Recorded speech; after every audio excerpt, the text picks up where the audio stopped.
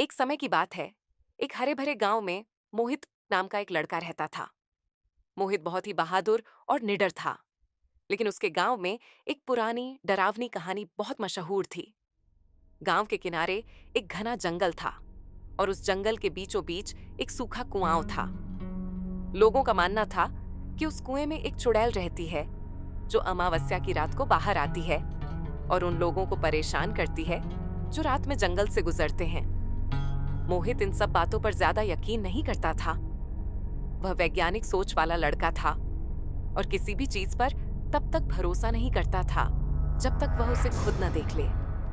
गांव के बड़े बुजुर्ग उसे अक्सर जंगल में रात को जाने से मना करते थे, लेकिन मोहित उनकी बातों को सुनकर हंस देता था। एक बार की बात है, गांव में एक बड़ा मेला लगा हुआ था। मोहित और उसके दोस्त मेले से देर रात को लौट रहे थे। जंगल का रास्ता सबसे छोटा था, इसलिए सबने उसी रास्ते से जाने का फैसला किया। चांदनी रात थी, लेकिन जंगल के अंदर पेड़ इतने घने थे कि रोशनी मुश्किल से ही जमीन तक पहुंच पाती थी। जैसे ही वे कुएं के पास पहुंचे, मोहित को एक अजीब सी आवाज सुनाई दी, खुर्रर खुर्रर। उसके दोस्त डर गए और बोले, मोहित, लगता है चुड़ैल आ गई, चलो भागो। मोहित ने उन्हें रोका और कहा, रुको, ये कोई चुड़ैल नहीं है, लगता है कोई जानवर है। लेकिन जैसे ही उसने ये कहा, कुएं से एक सफेद परछाई निकली और एक पेड़ के पीछे छिप गई। मोहित के दोस्त चीख पड़े और भागने लगे। मोहित भी एक पल के लिए डरा, लेकिन फिर उसने खुद को संभाला। उसने सोचा, ये चुड़ैल नहीं हो सकती, जरूर कोई और बात है। मोहित ने हिम्मत करके उस पेड़ के पास गया जहां परछाई छिपी थी।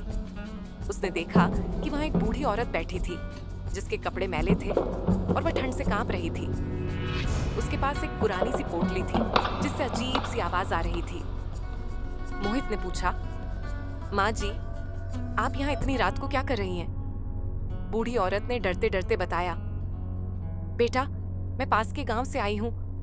मेरा बेटा बीमार है और मैं उसके लिए जड़ी बूटी लेने इस जंगल में आई थी। लौटते समय रात हो गई और मैं रास्ता भटक गई।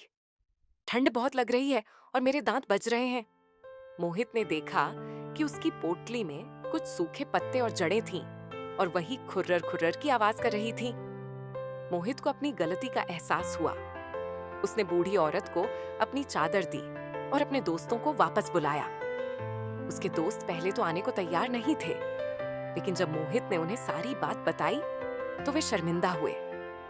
मोहित और उसके दोस्तों ने मिलकर बूढ़ी औरत को उसके गांव तक पहुंचाया। उस दिन के बाद से मोहित के दोस्तों का चुड़ैल पर से विश्वास उठ गया और वे मोहित की समझदारी की तारीफ करने लगे।